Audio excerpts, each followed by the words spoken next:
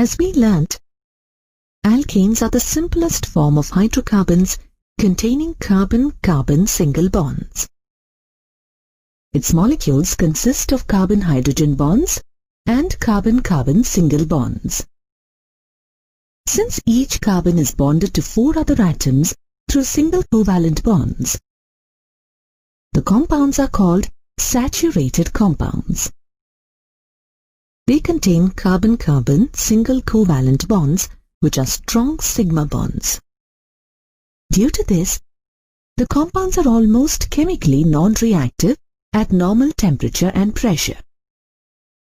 This is why they were earlier known as paraffin, which, in Latin, means little affinity. We have learnt that the general formula for alkanes is CnH2n plus 2, where N stands for the number of carbon atoms and 2n plus 2 stands for the number of hydrogen atoms in a molecule. The most simplest alkane is methane. It has 1 carbon atom connected to 4 hydrogen atoms. The next member, ethane, can be obtained by replacing one of the hydrogen atom of methane by the CH3 group. This group is methyl group, which is a type of alkyl group. Thus, ethane with molecular formula C2H6 is derived by replacing one hydrogen atom by CH3 group from the methane CH4 molecule. Similarly, an entire series can be obtained by replacing one hydrogen with the CH3 group. There is no limit to the number of carbon atoms that can be linked together. However, as the number of carbon atoms within a molecule goes on increasing, the structure becomes more and more complex. When a carbon atom is attached to hydrogen or just one other carbon atom, it is said to be primary carbon. When a carbon atom is attached to 2 other carbon atoms, it is said to be secondary carbon. When a carbon atom is attached to 3 carbon atoms, it is said to be tertiary carbon. And when all the bonds formed by a carbon atom are with 4 other carbon atoms, it is said to be neo or quaternary carbon. In a molecule, the terminal carbon of a carbon-carbon chain is always attached to 1 carbon and 3 hydrogen atoms, and hence it is called primary carbon atom. The first 3 alkanes in the series, methane, ethane and propane, only have 1 molecular structure. However, as the number of carbon atoms in an alkane goes on increasing, we get more than one structural arrangement for a particular molecular formula. Such compounds are called isomers. The phenomenon of exhibiting isomers is called isomerism. For example, in butane, we get 2 possible structures, one as a continuous chain and the other branched. Now, although the chemical formula for all these structures is the same, their properties differ due to the differences in their carbon chain structure. Such compounds are called chain isomers. In pentane, we get 3 possible structures. One, a continuous chain with secondary carbon atoms, another with 1 tertiary carbon atom, and the third with neo or quaternary carbon atoms. Here, the structural isomers differ in the carbon chain structure and hence are called chain isomers. The table here gives the number of isomers present for a given molecular formula. Butane has 2 isomers and pentane has 3. Similarly, as the number of carbon atoms goes on increasing, the number of structural isomers goes on increasing. We come across many groups like CH3, C2H5 attached to carbon atoms. These groups are derived by removing one hydrogen atom from alkanes and are known as alkyl groups. Their general formula is CnH2n plus 1. The name of the alkyl group is derived from name of the parent alkane by replacing suffix ane of alkane with yl.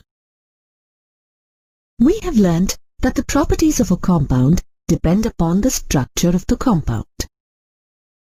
However, these compounds have the same molecular formula. So, how do we differentiate between them and how do we decide their names? To address the issue, the International Union of Pure and Applied Chemistry, or IUPAC, has come up with standard rules for naming compounds. The key steps to label a structure are: identify the longest continuous chain of carbon atoms. Name this longest parent carbon chain using standard naming rules. Add the name of each side chain before the name of the parent carbon chain. Number the parent carbon chain so that the sum of the members assigned to each substituent will be a least number. Write the name of the side chain with its number before as prefix to the name of the root word of the parent carbon chain.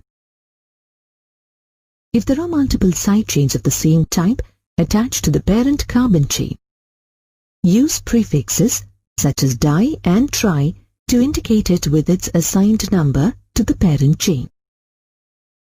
Let's again look at the 3 structures that we had obtained for pentane, C5H12, and label them as structure 1, 2, and 3. Now, first identify the longest continuous chain of carbon atoms. Structure 1 contains 5 carbon atoms. Structure 2 contains 4 carbon atoms. And structure 3 contains 3 carbon atoms in the parent carbon chain. Next, name this longest parent carbon chain using standard naming rules. This name for structure 1 is pentane, structure 2 is butane, and structure 3 is propane. Since structure 1 doesn't have any branches, its name is pentane. Now, in structure 2 and 3, add the name of each side chain before the name of the root chain. So, in structure 2, we add methyl before butane, and in structure 3, we add methyl before propane. Now, number the parent carbon chains so that the sum of the numbers assigned to each side group will be least. In structure 2, the carbon atoms are numbered 1 to 4 with the substituent alkyl group at carbon atom number 2. In structure 3, the carbon atoms are numbered 1 to 3 with both the substituent alkyl groups attached to carbon atom number 2. Then, number and name the side chains and write as prefix to the name of the parent carbon chain. With this, we have named structure number 2 as 2-methylbutane. However, structure 3 has multiple side chains of the same type of carbon atom number 2. So, we take the 6th step, which is to use prefixes such as di and tri to indicate the groups and number each one in the name. Thus, the name of the third compound is 2,2-dimethylpropane. With this, we have labeled all the three structures. Just like it's important that we know how to write correct IUPAC names for a compound given its structure, we also need to be able to draw the structure given its IUPAC name. The key steps to draw a structure from a given name are: draw the chain of carbon atoms from the molecular formula. Number the carbon atoms within the parent carbon chain. Attach the substituent alkyl groups given as prefix in the name to the carbon atoms as specified in the numbering. Satisfy the remaining valence of each carbon atom by putting the requisite number of hydrogen atoms. Let us now try and draw the structure of 3-ethyl-2,2-dimethyl-pentane. First, from the base name pentane, we can deduce that the parent carbon chain contains 5 carbon atoms. Second, number these carbon atoms. Third, from the name we can identify that we have to attach an ethyl group to atom number 3 and 2-methyl group to atom number 2. Fourth, fill in the remaining places with hydrogen atoms such that each carbon atom fulfills its valence of 4. Thus, we obtain the structure of a molecule from its name.